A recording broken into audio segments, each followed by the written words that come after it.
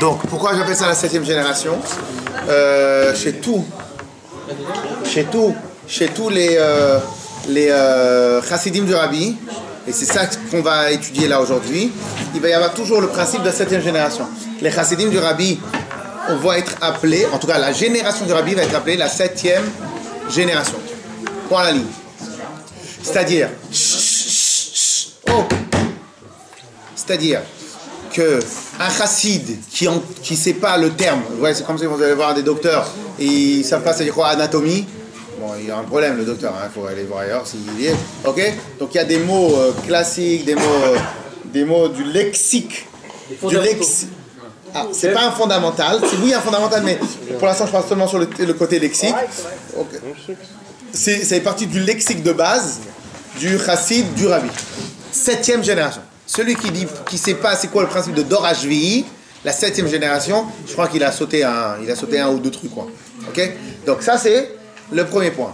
Le Inyan de la 7e génération, c'est alors. Donc, comme je l'avais dit la semaine dernière, je le répétais, ce Mahamar-là, il est extrêmement important pour le Yudjvat. Yudjvat est le jour où le Rabbi va devenir Rabbi. Alors, excusez-nous, s'il vous plaît, stop.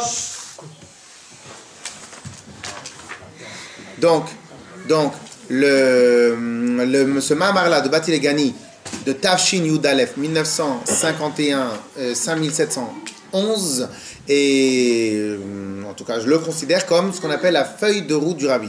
Cela veut dire que tout ce que le Rabbi il voulait pour la 7e génération, l'objectif de la 7e génération, et pas seulement l'objectif, la manière comment on va atteindre l'objectif, il est dans ce Mahamar. La technique de comment atteindre l'objectif. Donc, 1, définir l'objectif. 2, la technique essentielle de la 7e génération. Ça, c'est dans ce Mahamar-là. Vraiment, moi, je pense vraiment sans aucune exagération que on peut comprendre tout le Rabbi dans ce Mahamar. Ok, en tout cas, tout ce que le Rabbi veut de nous. Pas le Rabbi, tout ce que le Rabbi veut de nous. Et donc, c'est pour ça que j'ai appelé ça la feuille de route. Et donc, un chassid qui n'a pas étudié ce Mahamar-là, ou qui ne le connaît pas par cœur, ou qui n'a pas bien révisé, et voilà, c'est comme si tu vas un avocat qui va faire avocat que pour de l'argent. Donc c'est possible qu'on en fasse pour de l'argent. Que pour l'argent, non, c'est un problème. Ok.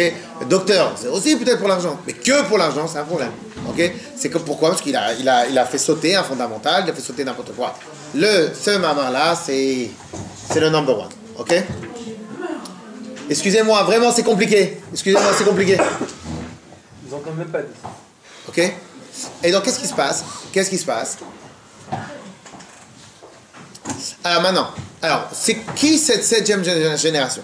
Alors, la 7e génération dont on parle, c'est en parallèle des 7 générations depuis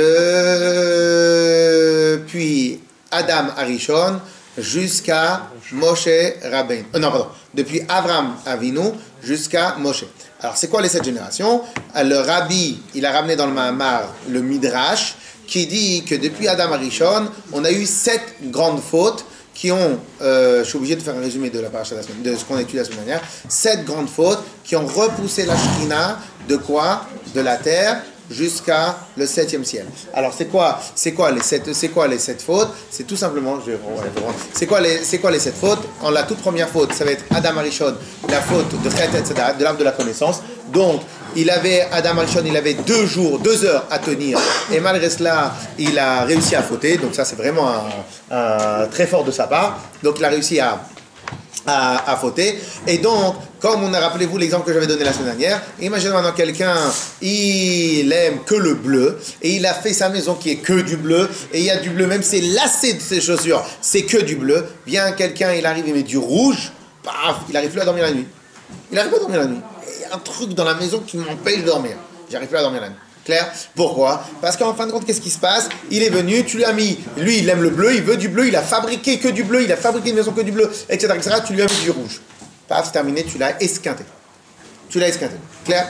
Donc, qu'est-ce qui se passe? Vient Akadosh, quand il a créé le monde, comme un architecte, il a tout créé dans le monde pour que ça corresponde exactement à sa volonté.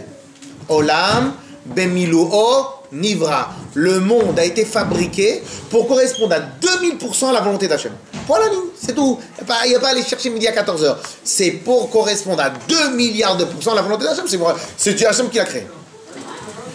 Donc, Hachem à la base, il se sentait totalement à l'aise. C'est pour cela que le Gan Eden de l'époque, c'était le Gan Eden spirituel, le Gan Eden matériel, tout est en même temps. Le matériel, le spirituel, tout est en même temps. Pourquoi? Akadosh Baruch Hu, il a créé le monde parfaitement.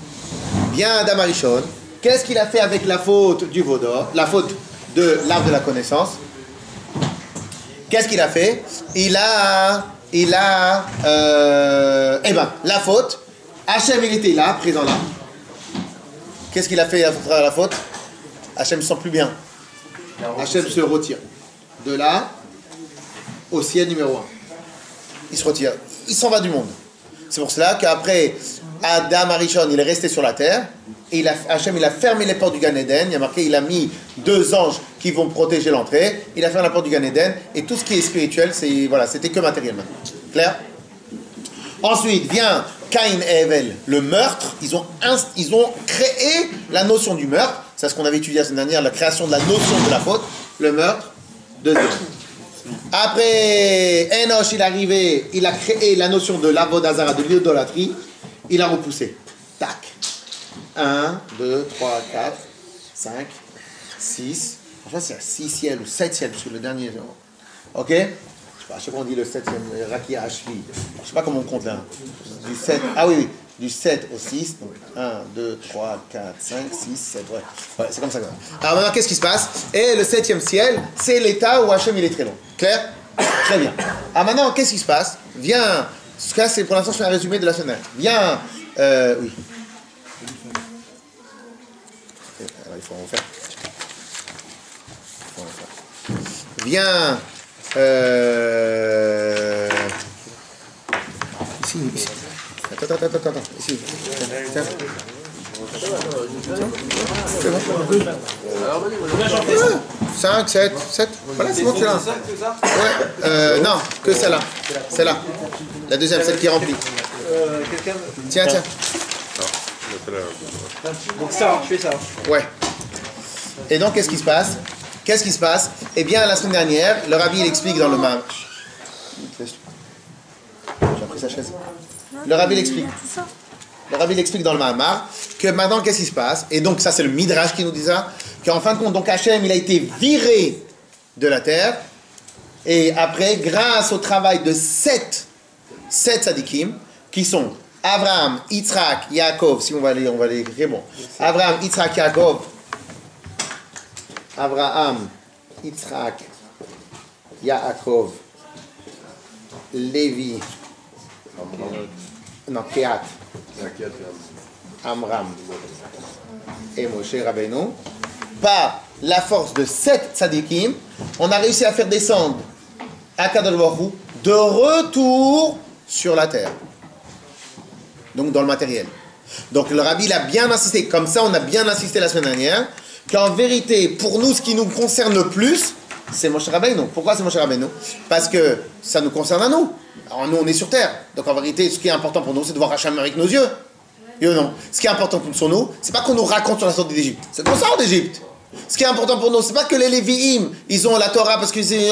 Ce qui est important pour nous, c'est que on reçoit la Torah. Ce qui est important pour nous, c'est l'alliance avec Hachem. Ah, que tu nous racontes ton grand-père, ton grand-père, il était attaché avec Hachem. Mais moi, je veux être attaché à Hachem. Donc, ce qui est important pour nous, c'est la concrétisation de tout cela. La concrétisation, elle est sur terre. On est d'accord?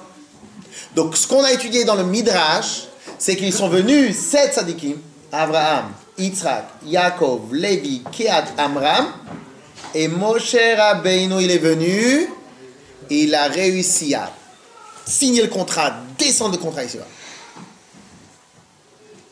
Ok?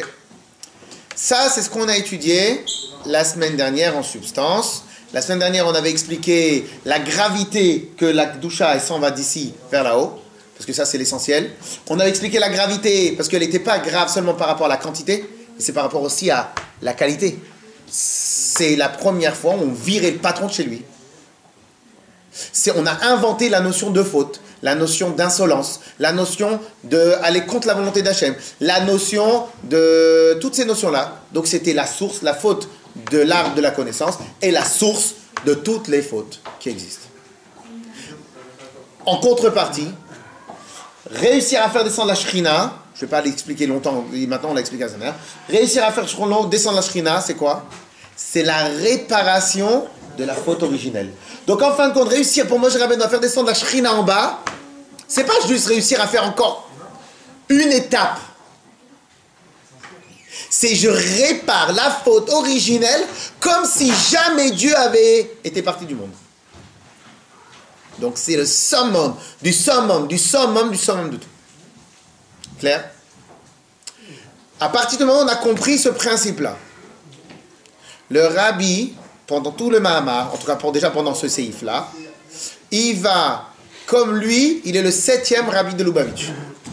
Attends, j'ai une question. Tu dis qu'à partir de la 7e génération, on revient comme s'il y avait... Donc, Non, ça c'est ce que Moshe il a fait. Et là, c'est notre objectif à nous. Mais les fautes, elles existent toujours, la trace de la faute. Eh bien, nous, c'est de arranger. Ah non. C'est ça le chidouche. C'est ça le chidouche. Lorsque maintenant, à Matan Torah, il y a marqué que Dieu, il nous avait mis comme au Gan Eden, comme à Shia. Donc, comme c'est bien. Ok? Alors maintenant, après, ils sont arrivés 7 tzadikim. Alors, en comparaison, on va arrêter les comparaisons jusqu'aux chiffres pour l'instant. Le rabbi, dans des sichot, il explique que la comparaison n'est pas que juste aux chiffres, il est aussi sur le service de Dieu. Mais on va arrêter que sur ça. Donc, on a le premier rabbi de Lubavitch, le Admour Hazaken, on va appeler le Admour Hazaken, ok, le Admour Haim Saï, messieurs s'il vous plaît, Admour Haim Saï, le Tzemach Tzedek, le Rabbi Maharash, le Rabbi Rachab, le Rabbi Rayatz. Je fais en abréviation parce que on n'a pas de place. Et on a le Rabbi. Donc, viens. Viens,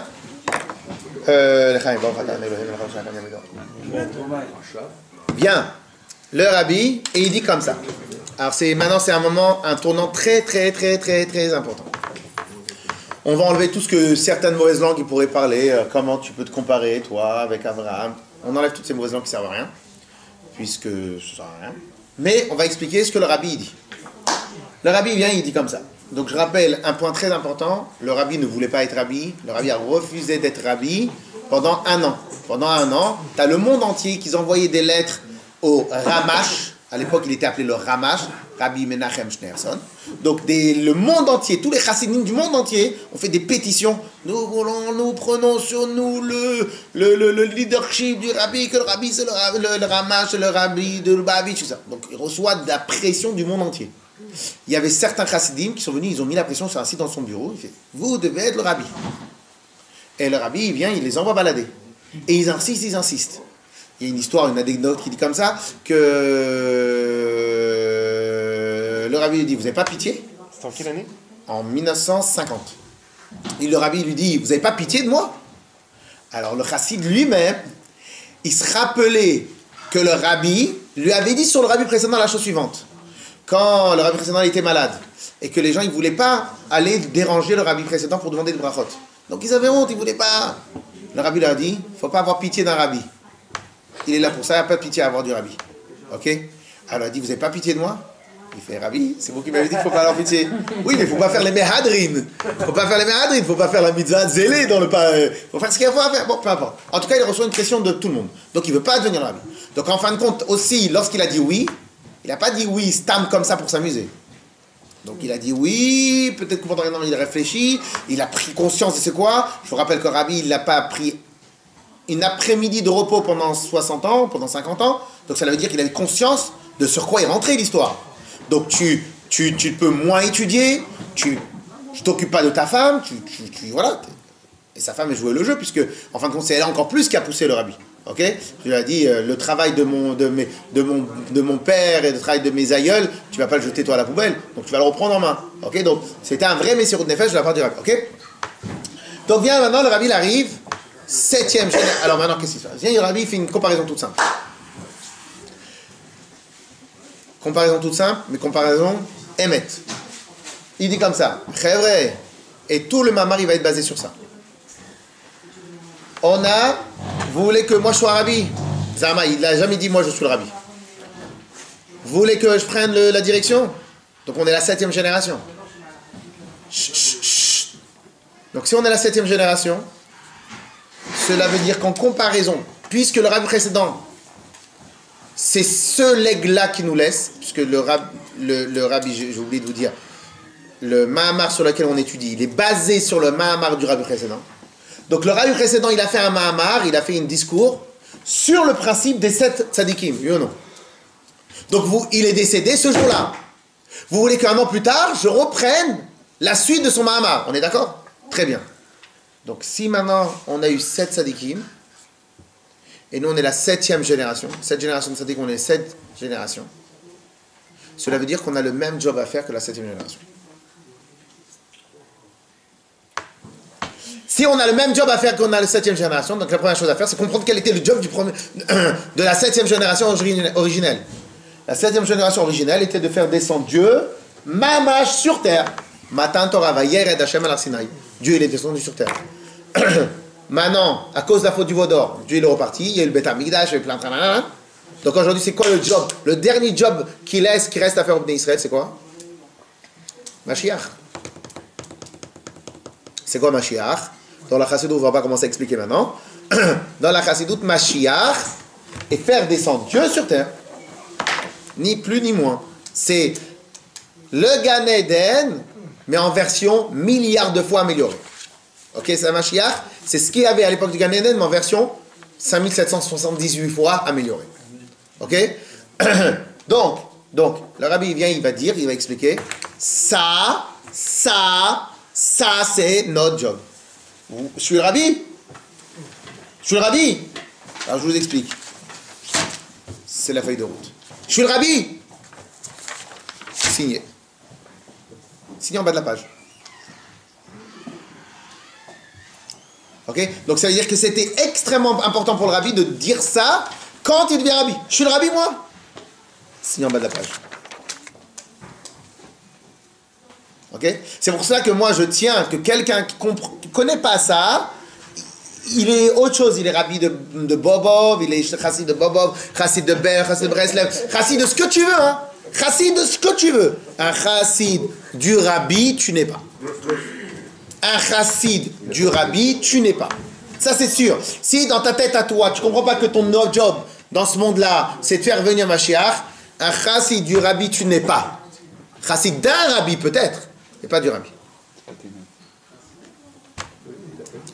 J'attends ici que tant que vous absorbez 2 secondes ce qu'on a dit.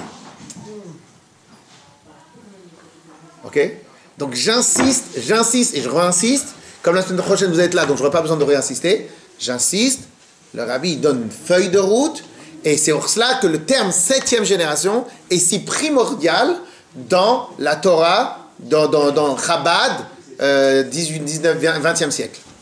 Dans Chabad, 20e siècle, 7e génération, le terme 7e génération, c'est le number one. Sans 7e génération, tu ne comprends pas qu'est-ce que le rabbi veut de toi. Alors je sais qu'il y en a qui connaissent un peu plus, il y en a qui connaissent un peu moins. C'est comme ça que j'enseigne. Il y a des moments où je m'arrête pour que chacun comprenne.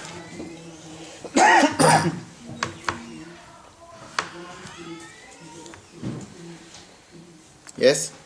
Très bien. Alors maintenant, une fois qu'on a compris cela, maintenant, qu'est-ce qui se passe? Le rabbi, il va faire une comparaison. Et bien, en fin de compte, il va faire quoi? Il va extrapoler. Alors, la règle dans toute chose, dans toute personne qui aime réfléchir, dans toute chose intelligente, tu veux réussir à monter un magasin de chocolat dans un centre commercial, tu vas voir dans un autre centre commercial qui a plus ou moins la même densité de population, tu vas voir le chocolat, quelle sorte de chocolat il fait, premier étage, deuxième étage, tu fais la même. D'abord, tu dois aller analyser l'original. Quand tu as analysé l'original, tu viens, et si tu es un peu chacham, tu théorises l'original et tu la mets en application. Clair? Viens maintenant, qu'est-ce qu'il faut faire? Il faut théoriser Moshe Rabbeinu. Il faut théoriser Moshe Rabbeinu, théoriser le mot 7e génération. Et une fois que tu as théorisé 7e génération, théorisé Moshe Rabbeinu, théorisé 7e génération, à ce moment-là, tu avances. Yes. Je vous avais dit la semaine dernière, Laïvi, t'as pas? Alors, je vous avais dit la semaine dernière que le rabbi, donc c'est mon ami ici présent, bien qu'on a pas mal de fois étudié ce Mahamar, il m'a dit, regarde-le quand même. Ah, je sais que tu connais par cœur, mais tu connais pas. Je sais que tu connais, mais regarde. Donc on a regardé, on a eu 2-3 trucs sympathiques à vous dire. Et donc, Ya Rabbi Fradji, ya la tzaddik, parfaitement, je compara. C'est le 8e. Alors, qu'est-ce qui se passe? La Chavruta. Qu'est-ce qui se passe? Alors maintenant, je vous avais dit la semaine dernière que une des magies du Rabbi, qui est comme ça, écoutez bien, parce que les mots que je vais dire sont pas pesés à mon poids, mais une des magies du Rabbi, pendant toute la Torah du Rabbi, va se résumer à un point général. Je définis l'extrême droite, je définis l'extrême gauche, et je les mets en un. Le job du Rabbi, c'est l'extrême haut, l'extrême bas, les deux ils font un. Toutes les sirotes, tous les mamarim du Rabbi, toute la manière, la technique de voir du Rabbi, la technique d'étude, les choses. Le Rabbi, extrême haut, extrême bas, les deux font qu'un. Faites ce que vous voulez. Ce que vous voulez, c'est le socle de base de la réflexion, du formatage Rabbi de Lubavitch. Celui qui connaît un peu les sirotes, celui qui a appris les mamarim, celui qui a appris les trucs. Formatage du Rabbi. Extrême haut, je prends l'extrême bas, l'extrême haut, et je vois comment les deux, ils font un. Mon job, c'est que les deux, ils fassent un. Le Rabbi, il va nous dire, seulement jusqu'à la fin de la page, il va dire de base, Moshe Rabbeinu n'a réussi que écoutez bien les mots, que parce qu'en lui, il y a eu l'association du plus haut et du plus bas. Dans une phrase que tous les connaisseurs connaissent. C'est un peu normal, mais quand même. Tous les connaisseurs connaissent. Dans une phrase, laquelle? Kol hashvirim chavivin. La phrase du Midrash qui dit tous les 7e sont chéris. Dans la Torah, le 7, il est chéri. Shabbat, c'est le 7e. Ce que vous voulez, Malchut, je sais pas d'autres exemples. 7 x 7, les choses que. Le Yovel, c'est la fin des 7 x 7. Le 7, bon, le Yovel, c'est le cas 51. La Shemitah, le truc. 7e, le tout. Chol hashvirim chavivin. Tous les 7e sont chéris. Alors viens, dans le mot, voilà, Tishri, c'est le 7e mois de l'année. Ok. Donc, 7e, alors écoutez bien. Alors vous allez comprendre tout. Tout vous allez comprendre. Moshe Rabbeinu, il a réussi, pourquoi? Il est 7e. Parce qu'il est 7e. Et tous les 7e sont chéris. Donc tous les 7e sont chéris.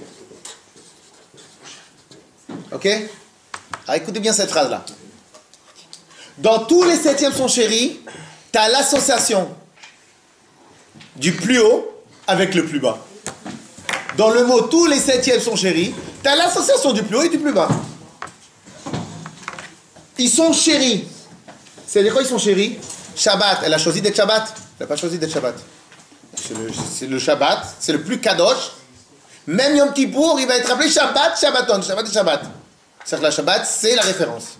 Le Shabbat, c'est le 7e, c'est le jour le plus kadosh de toutes les semaines qu'on a, de tout le calendrier, le plus kadosh. Le plus kadosh. Même Yom Kippour, la punition officielle, matérielle, elle est moins importante que Shabbat. Donc Shabbat, c'est le jour le plus kadosh. C'est le 7e. On est d'accord? Elle a fait un travail, le Shabbat, pour être kadosh? Bah non, elle n'a rien fait comme travail. Elle n'est pas partie travailler à Hachem, négocier, regarde, moi je suis tzaddik, je suis truc, etc., etc. Vas-y, fais-moi Shabbat, je mérite d'être Shabbat. Rien, elle n'a rien fait. Elle n'a rien fait.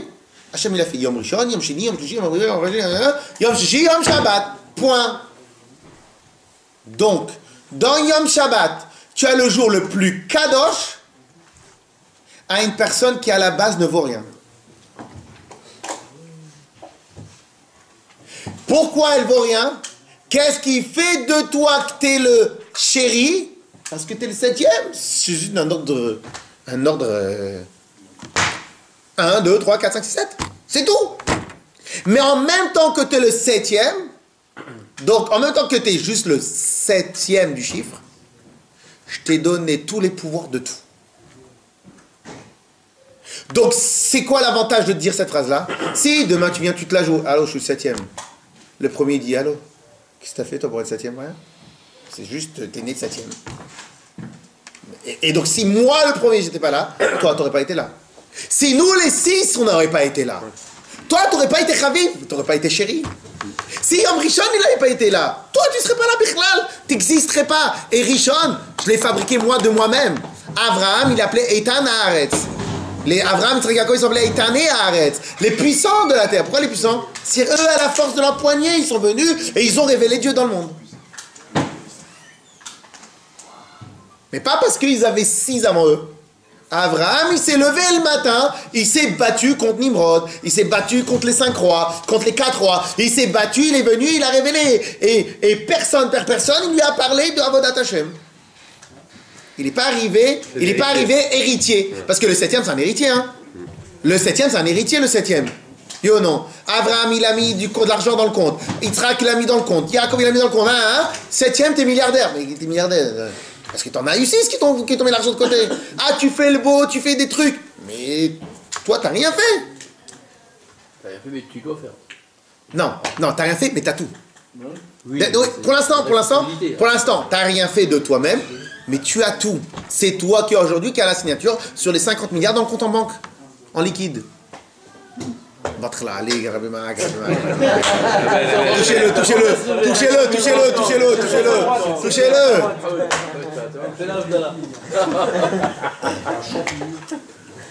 Ok? Et donc,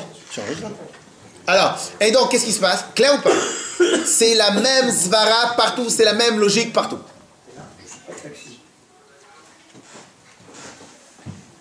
Femme ou pas? C'est la même logique absolument partout. Clair ou pas? Très important ce qu'on va dire. Et je pense... On sait pourquoi ou pas? Pourquoi le fait c'est... Pourquoi? Malchut, Alors Malchut, Shabbat, c'est comme ça que Dieu l'a décidé. Après on pourrait réfléchir sur ça, mais je pense pas que c'est le moment. Alors maintenant qu'est-ce qui se passe? Alors maintenant, pourquoi maintenant j'insiste sur ça? Parce que je pense sincèrement que celui qui a un tout petit peu vu le rabbi, étudié le rabbi, regardé le rabbi faire, regardé sa manière d'être, regardé sa manière de marcher, regardé sa manière de tout. Le rabbi avait toutes les qualités possibles, inimaginables, c'est un tzaddik. Même ses détracteurs, aujourd'hui il y a une vidéo claire sur internet, sur un de ses détracteurs, qui dit, écoutez bien, comme lui, il n'y a pas eu dans toute l'histoire du peuple juif, un de ses premiers détracteurs, 2, il dit, aujourd'hui, le monde entier s'abreuve de sa Torah. Et quelqu'un, un rave, qui est très très connu. Entre guillemets, pourquoi je dis ça? Pas pour faire des éloges de rabbi, je ne pense pas qu'il en a besoin qu'on en fasse ici. Pour vous dire qu'il avait toutes les qualités. Toutes les qualités, il a révolutionné le monde, être mechadesh. Parce que dans l'étude aussi, il faut savoir être mechadesh, chidushim. Toutes les qualités. En même temps, j'en suis persuadé que c'est comme ça sa logique à lui le rabbi. En même temps, il considérait que tout ça, il n'avait rien fait pour l'avoir. Parce que s'il n'y avait pas le Admor Zaken qui avait initié la Chassidut Chabad, s'il n'y avait pas le Admor Haim qui avait expliqué la Chassidut, et encore donné, il vend quoi lui? Mais il a quoi à vendre? Il n'a rien à vendre. Le rabbi considère, lui, il n'a rien à vendre. Pire que cela, le rabbi lui-même, il dit continuellement, c'est le rabbi précédent, le rabbi. Moi, je suis rien. Donc en même temps qu'il avait tout, il considère que lui, il fait que de... Même, écoutez bien, même les shluchim, vous voyez le kinousa shluchim là, vous savez comment le rabbi il appelle les shluchim? Sors. Il appelle les shluchim, écoutez bien, les shluchei kvod dushat mori vechami admor. Les shluchim du rabbi précédent, il appelle. Il nous appelle à nous tous les shluchim du rabbi précédent. À nous tous. Les shluchim du rabbi. Il appelle les shluchim du rabbi précédent. C'est-à-dire jusqu'à Tafshinut Bet 1992 où il a fait la sikha sur le Kinnos HaShluchim, il a encore dit les shluchim du rabbi précédent. Vous avez compris? Donc a priori le rabbi, comme ça moi je comprends les choses, le rabbi depuis le début, il a jonglé continuellement avec cela. On a tout, mais c'est pas de notre fait, on est juste héritier. Alors si maintenant tu as tout et t'es héritier, il te reste quoi à faire? Il te reste à faire comme la 7e génération. Le rabbi plus tard, dans des sirotes plus tard, il va comparer ça à un nain sur les épaules d'un géant. Le nain, il va voir plus loin que le géant. Mais qui fait les 10 mètres? C'est le géant. Ok? Khazak. Clair ou pas? Alors maintenant, cette partie-là, bien que j'ai été long, je ne pense pas avoir été long. En tout cas, j'ai dit exactement ce qu'il fallait dire. Alors maintenant, je termine. Alors maintenant, vient le rabbi dit... Khazak. Clair cette première partie? Clair? Très bien. Alors maintenant, on va dire un autre igna. Alors pour que le 7e il sache qu'est-ce qu'il a à faire, alors maintenant, si maintenant qu'un héritier, il est héritier, ok, d'une société, etc. Il vient, il change toutes les règles de la société. Il va peut-être en même temps perdre l'âme de la société. C'est pour cela que dans certaines sociétés où ils ont des grandes familles, etc., même celui qui veut devenir fils du fondateur, celui qui veut devenir PDG, il faut qu'il commence derrière le rayon. Derrière le rayon. Pourquoi? Parce que si l'autre, le fondateur, il avait un enseignant, il avait une vision. Si maintenant tu es passé directement propriétaire, directement tu es passé PDG, mais tu la connais pas, la culture de l'entreprise, tu ne connais pas comment ça marche. Il y a des gens qui sont là depuis 30 ans, 40 ans, ils vont connaître mieux que toi. Tu peux pas être le PDG, connaître pas la culture de l'entreprise. On est d'accord ou pas? Donc qu'est-ce qui se passe? Qu'est-ce qui se passe? Vient et donc qu'est-ce qui se passe? Tu ne peux pas dire que toi tu veux aller... Écoutez bien ces phrases-là. Excusez-moi, parce que chaque phrase, je veux vraiment que tu ne peux pas dire que tu vas faire le travail de Moshe Rabbeinu en ignorant la technique et l'héritage d'Abraham. Ce qui paraît extrêmement logique, mais ce qui est important à remettre. Tu ne peux pas dire que toi tu arrives dans la 7e génération. Moi je suis Moshe, je suis fort. Tu prends l'héritage de Moshe, tu prends l'héritage des 6 autres, donc d'Abraham. Tu prends l'héritage d'Abraham. Il ne sait pas ce qu'est Abraham. Ah, moi je suis l'héritier d'Abraham. Je ne sais pas ce qu'est Abraham. Tu ne sais pas ce qu'est la technique, tu ne sais pas ce qu'il a fait dans le monde. Tu es un rigolo. Tu es juste un rentier, tu es juste un héritier qui veut juste utiliser l'argent des autres. Ok? Mais tachles, t'as pas, tu ne peux pas dire que tu t'es imprégné de Abraham. Clair? Ah, maintenant, dans cette sikha-là, le rabbi va venir et il va nous dire quelle était la particularité d'Abraham. Clair? Je pourrais le faire tout de suite dans les mots, mais j'ai peur qu'on perde le fil. Donc à la fin, on va faire dans les mots. Alors viens, le rabbi, il va décrire Abraham Avinu, et grâce à notre ami Fradji, qu'on a regardé un peu. Alors, si on peut traduire, le rabbi va le dire, on va le dire dans notre langage à nous aujourd'hui. Selon le rabbi, qu'est-ce qui ressort de Abraham Avinu? Tout le monde sait le Messirut Nefesh. Le Messirut Nefesh. Donc, le don de soi extrême de Abraham Avinu. Il a été prêt à mourir pour Nimrod, il a été prêt à partir. Tout ce que Dieu lui a demandé, il était prêt à suivre Dieu dans tout là, jusqu'à le Akedat Yitzhak. On est d'accord? Le rabbi vient, il fait une synthèse de tout ça, parce que ça, c'est l'esprit du rabbi, l'esprit synthétique. Il fait une synthèse. Qu'est-ce qui sort? Quelle est la synthèse de la Avodat Hashem d'Abraham Avinu? Réponse. Alors, réponse. La capacité à se concentrer sur l'objectif et peu importe, sans prendre en compte rien, en tout cas, sans considérer rien d'autre que l'objectif. Rien ne rentre en considération si ce n'est l'objectif. Ça, c'est Avraham Avinu. Ça, c'est le fondateur des 7. Et évidemment, c'est l'héritage du 7e. Je répète, qu'est-ce qu'on pourrait éventuellement sortir, pas éventuellement, quelle est la synthèse de la Avodat Hashem d'Avraham Avinu?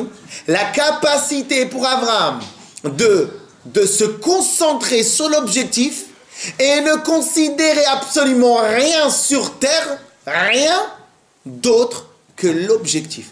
Rien ne rentre en compte. Quand je dis rien, je veux dire absolument rien. Ni difficulté physique, ni la difficulté de l'objectif, ni des moyens, ni de rien.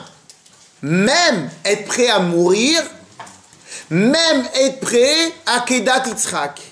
Il n'y a rien qui rentre en compte pour faire l'objectif. Ça, c'est la Nekuda de Moshe Rabbeinu, de Avraham Avinu. Clair? Le rabbi, qu'est-ce qu'il va faire? Il va prendre à contrario d'un autre grand maître du Ham Israël, qui était Rabbi Akiva, et que cet autre grand maître a montré une capacité phénoménale de don de soi. Et il va dire, entre les deux, c'est Avraham Avinu que je veux. Pour nous, la 7e génération, Rabbi Akiva n'est pas une référence. Vous imaginez? Ah bon, qu'est-ce qu'il a fait de mal, Rabbi Akiva? Le Rabbi continue, il dit, en vérité, Rabbi Akiva, on a vu la grandeur de Rabbi Akiva. Bon, on a vu la grandeur de Rabbi Akiva dans son étude, dans son Avat Israël, dans sa capacité à se donner pour la Torah. Il était de rien. En 24 années, il est devenu le grand maître en Israël. Être capable de 24 ans ne pas retourner à la maison. Être capable de tous les sacrifices. Et à tel point, on a vu que Rabbi Akiva était grand. Lorsque les Romains, ils sont venus, ils ont lacéré son corps de brosses de fer, et ils l'ont écorché vif. Ils rigolaient, ils étaient besimcha. Ah, mon Rachad! Et avec une vraie simcha. Ses élèves, ils l'ont posé. Rabbi, vous avez perdu la tête. Perdu la tête?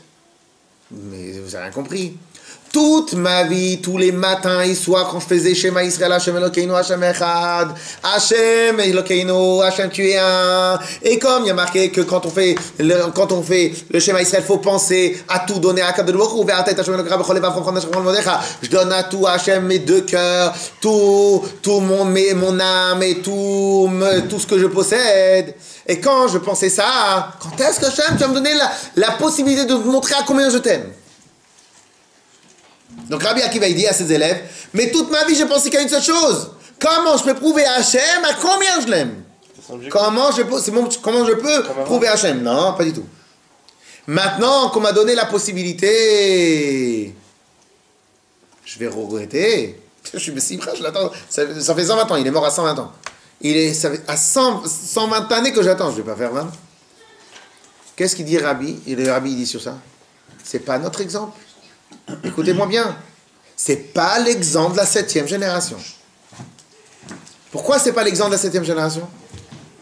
Rabbi Akiva a considéré autre chose que son job.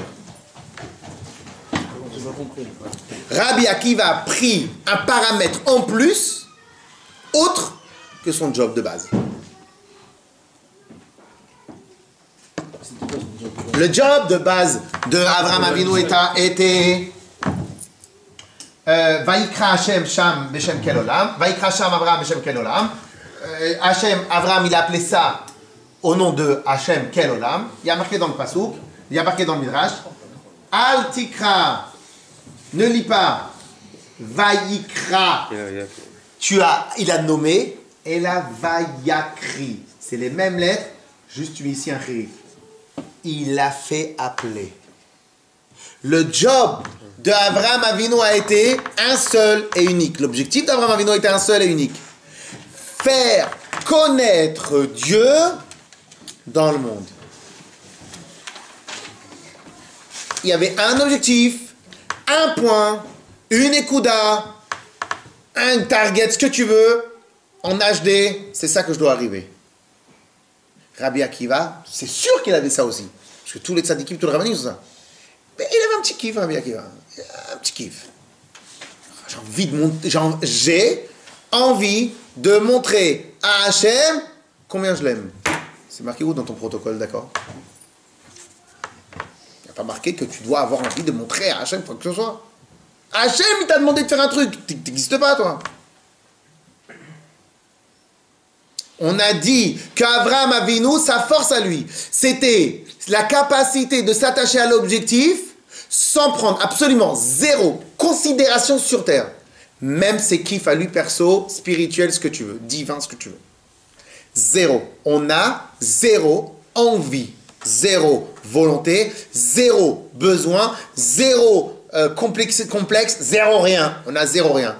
On ne vit que pour un seul objectif. Mais si on peut prendre du plaisir en même temps à travers l'objectif. C'est pas un objectif. C'est pas prendre en compte. Tu as pas. Il y a des chassidim qui mangeaient toute leur vie. C'est bon, c'est bon. Il y a du sel, il n'y a pas de sel, il n'y a pas de sel. Ça veut dire s'il y a du sel, c'est bien. S'il n'y a pas de sel, c'est bien aussi. Si c'est bon à manger, c'est bien. Si c'est pas bon, c'est bien aussi. Non, écoute, c'est important. Si c'est bon à manger, c'est bien. Et si c'est pas bon, c'est bien. Quoi, c'est bien. Et s'il y a à manger, c'est bien. Et s'il n'y a pas à manger, c'est bien. Tout c'est bien. Et si maintenant le job il est facile, c'est bien. Et s'il est difficile, c'est bien aussi. Ça existe. J'en ai rien à cirer. Ça me